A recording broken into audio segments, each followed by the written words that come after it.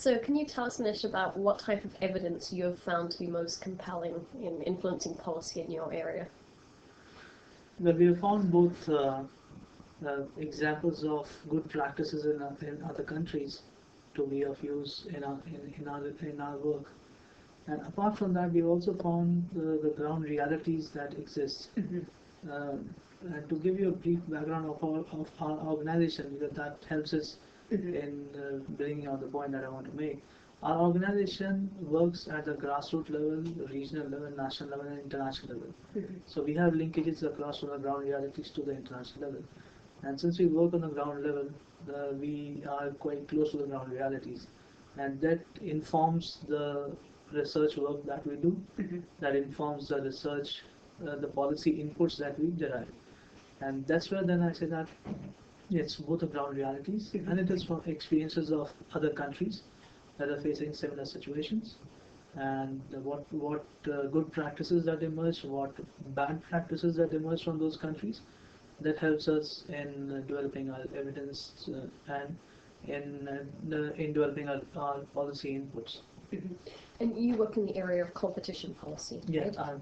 So can you give us an example of how you've learned from the ground realities about competition policy, and then also about what kind of international examples you drew on to improve that in India? Yeah, I'll give you one example of the telecommunication sector.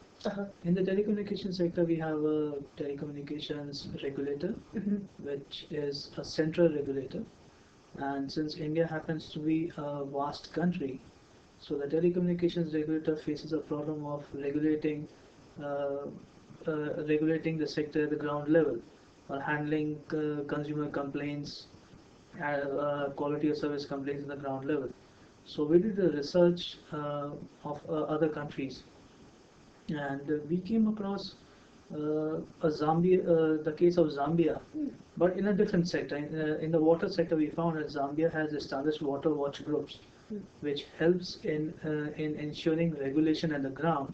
And what they do is, it's a very interesting model that they have a central regulator, but the central regulator has established these water watch groups in various regions of the country, which is formed of local consumers, local consumer organizations.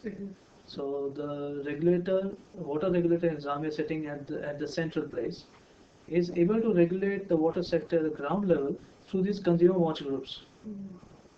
So what we suggested was a similar model can be followed in the case of India, where the telecom regulator can establish communication watch groups by bringing voluntary consumer organizations being a member of that watch group, and help the regulator in regulating the sector at the ground level.